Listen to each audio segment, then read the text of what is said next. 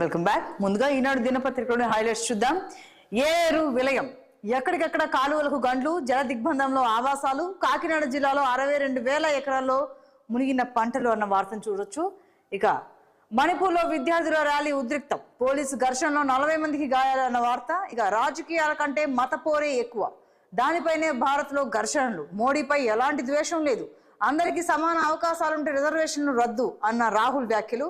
ఇక అలాగే స్పేస్ కి సంబంధించి అంతరిక్షంలో తొలిసారి ప్రైవేట్ స్పేస్ వాక్, 4గురితో బయలుదేరిన స్పేస్ ఎక్స్ అన్న వార్తను చూస్తున్నాం. ఇక వాన లెక్కలు తూచ్, 2817 వర్షపాత నమోదు కేంద్రాల్లో సగానికి పైగా మూలకు, 3.5 ఏళ్ల పాటు నిర్వహణకు నిధులు ఇవ్వని గత ప్రభుత్వం ఎంత వర్షం కురిసిందో, ఏ మేరకు వరదొస్తుందో తెలిసే పరిస్థితి లేదు. కొత్త ప్రభుత్వం వచ్చాకే కేంద్రాల పునరుద్ధరణ పనులు మొదలు అన్న వార్త. ఇక చేనేత సహకార సంఘాలకు ఎన్నికలు షెడ్యూల్ విడుదల, ఈ నెల 21 నుంచి ప్రక్రియ మొదలు, డిసెంబర్ 6న కొలువుదేరనున్న పాలక వర్గాలు. ఎన్నికలు పెట్టకుండా వైకాపా ప్రభుత్వం కాలయాపన, నిధులు విడుదల చేయక సంఘాలు నిర్వీర్యం అన్న వార్త.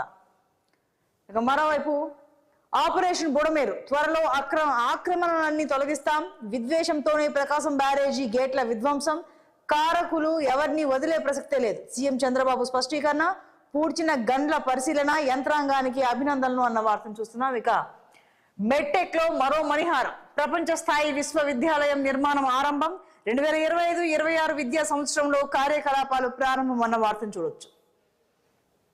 ఇక నేట మురిగిన ఇళ్లకు 25,000 రూపాయలు, వరద బాధితులకు ప్యాకేజీపై యోచన అన్న వార్తను చూస్తున్నాం. ఇక జిఎన్ఎస్ఎస్ ఉంటే హైవేలపై 20 కిలోమీటర్లు ఉచితం, ఆ తర్వాత ఎంత దూరం ప్రయాణిస్తే అంతకే అన్న వార్తను చూస్తున్నాం. ఎస్, వరద శాపం సాయమే వరం, వరద బాధితుల సహాయార్థం రామోజీ గ్రూప్ పిలుపు, దాతలు విరాళంతో పాటు వివరాలు కూడా పంపించమన్న అభ్యర్థిని అక్కడ చూడొచ్చు మనం. ఇక మరో వార్తాపత్రికలోనే హైలైట్స్ చూద్దాం. ఇక సాక్షి తీసుకుంటే విషమంగా ఏచూరి ఆరోగ్యం, న్యూమోనియాతో బాధపడుతున్న సిపిఎం ప్రధాన కార్యదర్శి సీతారాం ఏచూరి ఆరోగ్య పరిస్థితి విషమంగా ఉందని ఆ పార్టీ తెలిపిందన్న వార్తను చూస్తాం. ఇక మానవతా జోన్ పై దాడి, దక్షిణ గాజాలో వలసదారులకు ఆశ్రయం ఇస్తున్న అల్ మవాసీపై ఇజ్రాయెల్ దాడి చేయడంతో 19 మంది మరణించారన్న వార్తను చూడొచ్చు. ఇక సుప్రీం డెడ్ లైన్ బేఖాతరు, విధుల్లో చేరాలంటూ సుప్రీంకోర్టు విధించిన డెడ్ లైన్ ను కోల్కతాలోని జూనియర్ వైద్యులు బేఖాతరు చేశారన్న వార్త. ఇక మరోవైపు మళ్లీ రాజుకుంటున్న మణిపూర్, కల్లోల మణిపూర్ లో పరిస్థితి మళ్లీ అదుపు తప్పుతోందని, ఇక విద్యార్థుల ఆందోళన తీవ్ర రూపం దాల్చాయన్న వార్తను చూడొచ్చు. ఇక మెడికల్ కాలేజీలు మాకొద్దు, పులివెందులకు కేటాయించిన సీట్లు వెనక్కి తీసుకోండి, ఏకంగా ఎన్ఎంసీకి లేఖ రాసిన చంద్రబాబు సర్కార్. ఈ ఏడాది పులివెందుల వైద్య కళాశాలకు 50 సీట్లు కేటాయించి అనుమతులు మంజూరు చేసిన ఎన్ఎంసీ, మెడికల్ కాలేజీలను ప్రైవేట్ పరం చేసేందుకు బాబు మొగ్గు, కక్షపూరితంగా వ్యవహరిస్తూ విద్యార్థులకు అన్యాయం, అందుకే సిద్ధంగా ఉన్న మెడికల్ కాలేజీలను వద్దంటున్న వైనం, దేశంలో ఎక్కడా లేని దుర్మార్గ పోకడపై సర్వత్రా విస్మయం అన్న వార్తను చూడొచ్చు. ఇక కష్టాల ఊబిలో బెజవాడ బుడమేరు ముంపు ప్రాంతాల ప్రజల బాధలు వర్ణనాతీతం, ఇళ్ల చుట్టూ మురుగు, ఇళ్లలోకి వెళ్తే అంతా బురద, పాడైన వస్తువులే, ఇంకా పొయ్యి వెలిగించలేని స్థితిలోనే వేలాది కుటుంబాలు, తాగునీటి కోసం ట్యాంకర్ల చుట్టూ పరుగులు, విజృంభిస్తున్న దోమలు, ప్రజల్లో అంటువ్యాధుల భయం, ప్రధాన ప్రాంతాలకే ఫైర్ సేవలన్న వార్త. ఇక మరోవైపు మాకు అడ్డొస్తే చంపేస్తాం, మేము అధికారంలో ఉన్నాం, మేము ఏం చేసినా చెప్పినా జరుగుతుంది అంటూ శ్రీ సత్యసాయి జిల్లా రామగిరి మండల టీడీపీ నేతలు రెచ్చిపోతున్నారు.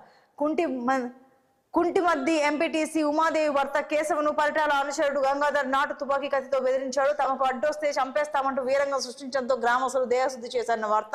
ఇక టీడీపీ గూండాల విధ్వంసం, వరద బాధితుల పరామర్శకు వస్తున్న మాజీ ఎమ్మెల్యే శంకర్రావుపై దాడికి యత్నం, దాడుల విషయం ముందుగా ఎస్పీకి తెలిపిన శంకర్రావు అన్న వార్తను చూడొచ్చు.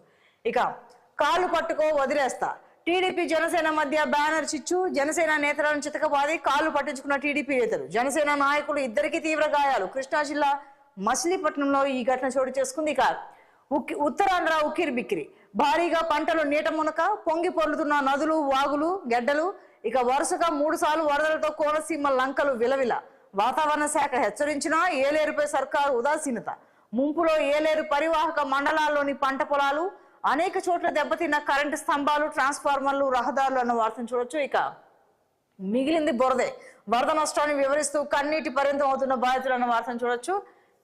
ఇక బోట్లు వదలడం జాతి ద్రోహం, ఓడించారన్న కక్షతో ప్రజలపై వైఎస్ఆర్సీపీ విషం చిమ్ముతోందన్న వార్తను చూడొచ్చు. ఇక బోట్లు పేరుతో బాబు హైడ్రామా, ప్రకాశం బ్యారేజ్ను ఢీకొట్టిన పడవలు టీడీపీ వారివే అన్న వార్తను చూడొచ్చు.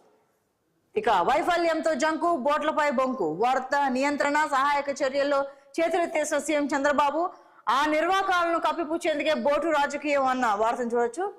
ఎస్, మరో వార్తాపత్రికలోని హైలైట్స్ చూద్దాం.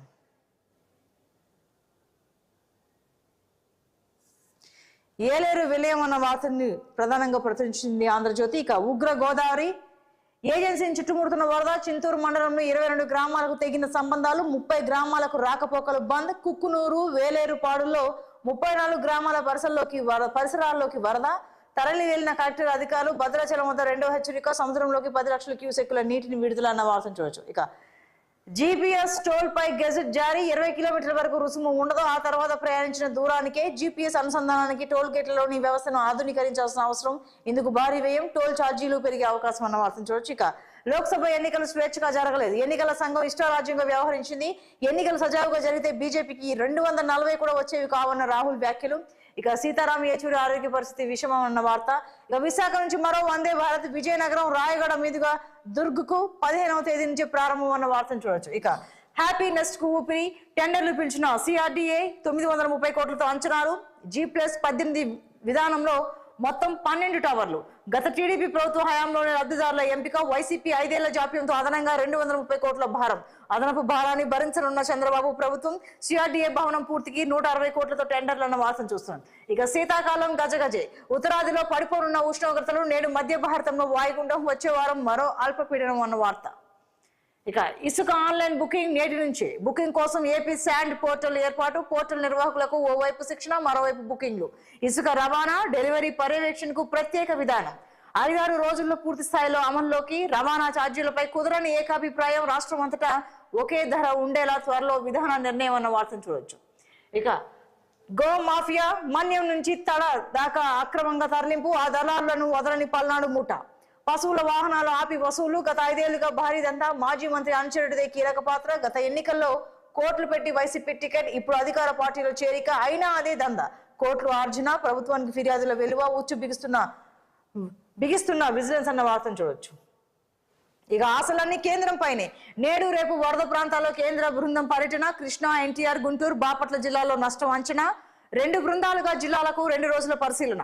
నేటికల్లా గృహ నష్టం అంచనా పూర్తి కావాలి, కలెక్టర్లకు ఆర్పీ సిసోడియా ఆదేశాలు. ఇక జల్లెడ పడతాం, కాలువలు చెరువుల ఆక్రమణలపై సమగ్ర సర్వే, సీఎం ఆదేశాల మేరకు ప్రత్యేక చొరవ. ఆక్రమణల తొలగింపునకు చట్ట ప్రకారమే చర్యలు, అవసరమైతే కొత్త చట్టం తెస్తామన్న మంత్రి నారాయణ వ్యాఖ్యలు ఓవైపు ఉన్నాయి.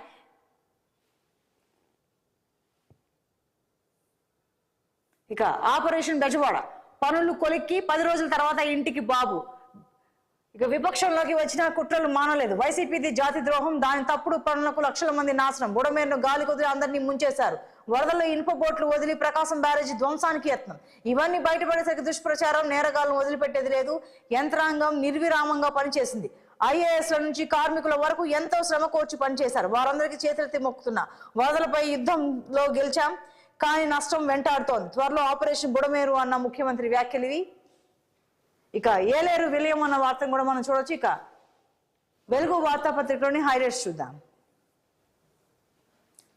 తెలంగాణపై అప్పుల భారం, రుణాల రీస్ట్రక్చర్ కు అవకాశం ఇవ్వండి, లేదంటే ఆర్థిక సాయం అందించండి. కేంద్ర పన్నుల్లో రాష్ట్రాల నిధుల వాటాను 50% పెంచండి. 16వ ఆర్థిక సంఘానికి సీఎం రేవంత్ రెడ్డి విజ్ఞప్తి అన్న వార్తను చూడొచ్చు. ఇక 71,744 కోట్ల గ్రాంట్ కావాలి, 16వ ఆర్థిక సంఘానికి రాష్ట్ర ప్రభుత్వం విజ్ఞప్తి. 4th సిటీకి 12,972 కోట్లు, మిషన్ భగీరథకు 11,996 కోట్లు, మూసీ రివర్ ఫ్రంట్ కు 7,000 కోట్లు, మున్సిపాలిటీలో అండర్ గ్రౌండ్ సీవరేజీ సిస్టమ్ కు 7,200 కోట్లు, స్కూల్స్ అప్గ్రేడేషన్, గురుకుల విద్యాలయాల నిర్మాణానికి 4,500 కోట్లు ప్రతిపాదనలను పనగారి టీం ముందు నుంచిన ప్రభుత్వం అన్న వార్తను చూడొచ్చు. ఇక ప్రజాస్వామ్యం గురించి మీరా మాట్లాడేది, బీఆర్ఎస్ నేతలపై మంత్రి శ్రీధర్ బాబు ఫైర్ అన్న వార్తను చూడొచ్చు. ఇక ఇంటింటికి ఇంటర్నెట్, గ్రామాల్లో 3 నెలల పాటు టెస్టింగ్ అన్న వార్తను చూడొచ్చు. ఇక మక్కలకు మస్తు రేట్, క్వింటాల్కు 3,000 దాకా ధర, మద్దతు ధర కంటే 7-800 ఎక్కువే. పంట సాగు తగ్గడం, ఇథనాల్ తయారీకి వినియోగం పెరగడంతో డిమాండ్ అన్న వార్త. ఇక శ్రీశైలంలోకి 55 రోజుల్లో 1,150 టీఎంసీలు, 15 ఏళ్ల తర్వాత కృష్ణాకు రికార్డు వరద. గోదావరికి మళ్లీ పెరుగుతున్న ప్రవాహం, 24 గంటల భద్రాద్రిలో 20 అడుగులు పెరిగిన ఫ్లో. భద్రాచలం వద్ద ప్రమాద హెచ్చరికలు జారీ, ఛత్తీస్గఢ్ నుంచి రాకపోకలు బంద్ అన్న వార్తను చూస్తున్నాం. ఇక చెరువుల్లో కబ్జాలపై కలెక్టర్ల కొరడా, హైడ్రా స్ఫూర్తితో జిల్లాలో యాక్షన్ షురూ. గత 10 ఏళ్లలో అడ్డగోలుగా ఆక్రమణలు అన్న వార్త. ఇక ఇండియాలో ఎన్నికలను కంట్రోల్ చేశారు, బీజేపీకి ఎలక్షన్ కమిషన్ వంత పాడిందన్న రాహుల్ గాంధీ వ్యాఖ్యలివి.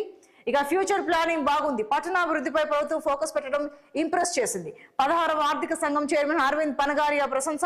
జీడీపీలో తెలంగాణ వాటా గణనీయంగా ఉంది. సెస్ సర్ఛార్జీల్లో రాష్ట్రాలకు వాటాపై మేము సిఫార్సు చేయలేం, ఆ వాటా రావాలంటే రాజ్యాంగంలో సవరణ చేయాలని వెల్లడి అన్న వార్తను చూడొచ్చు. ఇక ప్రతి నెల జీతాల కంటే అప్పుల కిస్తీలకే ఎక్కువ కడుతున్నాం, జీతాలకు 5,000 కోట్లయితే అంతకంటే ఎక్కువ బాకీలకే పోతున్నాయన్న డిప్యూటీ సీఎం బట్టి విక్రమార్క వ్యాఖ్యలు ఓవైపు ఉన్నాయి. ఇక కోటి మహిళా వర్సిటీకి చాకలి ఐలమ్మ పేరు, కోటి మహిళా వర్సిటీకి చాకలి ఐలమ్మ పేరు పెడుతున్నట్టు సీఎం రేవంత్ రెడ్డి ప్రకటించారు. ఆమె మనవరాలు శ్వేతను మహిళా కమిషన్ సభ్యురాలుగా నియమిస్తున్నట్టు వెల్లడించారు అన్న వార్తను చూడొచ్చు. ఇక చివరిగా దిశ వార్తాపత్రికలోని ప్రధాన హైలైట్స్ ని మనం ఒకసారి చూద్దాం. ఎస్, బ్యానర్లో చూసుకుంటే FTL నో టెన్షన్, మీ స్థలం FTL బఫర్ జోన్ పరిధిలో ఉందా, తెలుసుకోవడం ఎలా, సమాచారం కోసం ఏ వెబ్సైట్ చూడాలి అనే వివరాలు ఇచ్చారు. ఇక సోలార్ విలేజ్ గా కొండారెడ్డిపల్లి, రాష్ట్రంలోనే మొదటి విలేజ్ గా సీఎం స్వగ్రామం, మోడల్ గ్రామంగా దక్షిణ డిస్కమ్ యాక్షన్ ప్లాన్, పటిష్ట అమలు కోసం ఇంటింటి సర్వే ప్రారంభం, అవసరమయ్యే విద్యుత్ కెపాసిటీపై అధ్యయనం, త్వరలో సమగ్ర ప్రాజెక్ట్ నివేదిక రూపకల్పన, గ్రామంలో పర్యటించిన అధికారులు అన్న వార్తను చూడవచ్చు. ఎస్, రాష్ట్రంపై రుణభారం, కేంద్ర పన్నుల్లో వాటాను 50% పెంచండి, గత ప్రభుత్వ అప్పులే అసలు సవాలు, కేంద్రం నుంచి ఆర్థిక సాయం మద్దతు అవసరం అన్న సీఎం వ్యాఖ్యలివి.